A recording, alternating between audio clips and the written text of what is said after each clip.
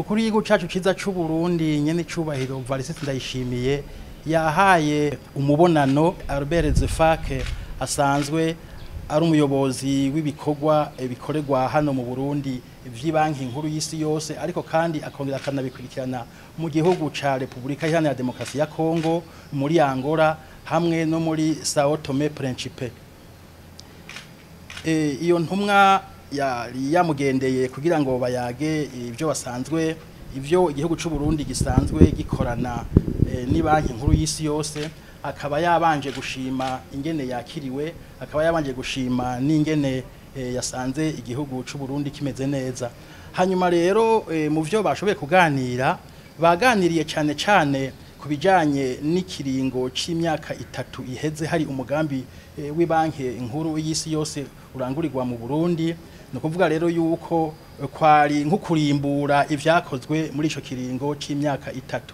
Baganiriye kandi n'ibindi bigiye kurangurwa mu wundi mugambi ukomeye uzomara imyaka 6 ibanki nkuru y'isi yose izokorana n'igihugu c'u Burundi.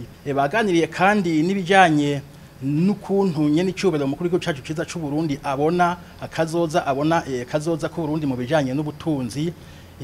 No kuvuga rero yuko hariho ico citwa imbona kazoza y'u Burundi bwifashe mu bihumbi 2040 buteye imbere mu bihumbi 2060, bakaba babiganiriye. Hanyuma kandi uwo muyobozi w'ibikorwa vy'iyo banki nkuru y'isi yose ikorera mu Burundi no muri ivyo bihugu twavuze, akaba yemeye yuko ibanki nk'uko n'ubundi vyahora izobandanya ibafata mu mugongo. Umuyobozi w'ibikorwa birangurirwa mu Burundi vy'iyo banki nkuru y'isi yose yavuze kandi ibikorwa bikorwa nyamukuru bigiye gukorwa cyane cyane bikaba bifatiye ku bisata 3 bikomeye bishobora kuzamura ubutunzi bw'igihugu. Ivyo navyo niho guteza imbere ibijanye n'amasoko ntanganguvu, mu gisata c'amasoko ntanganguvu, hakaba kandi ugufasha igihugu c'u Burundi guhingura ibivuye mu burimyi. Hakaba rero n'ikindi ca gatatu gikomeye cyane ibijanye no guhingura no guteza imbere igisata c'ubutare n'agataka.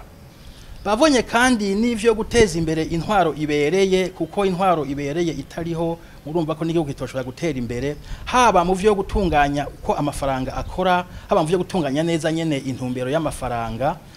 Mukaba muzi yuko nyene icubahiro umukuru w'igihugu cacu ciza c'u Burundi nawe yafashe iyambere mu guteza imbere, yafashe iyambere mu kugira igisata co gucungera neza ubutunzi bw'igihugu ubifatiye mu ntwaro ibereye. Banki y'isi yose murazi yuko ivyo nayo nyene ibishimikirako, kandi ikaba yashimye ukuntu Uburundi busanzwe buriko buravyifatamwo mu guteza imbere, mu gufata nkama ivyo bintu vyo intwaro ibereye.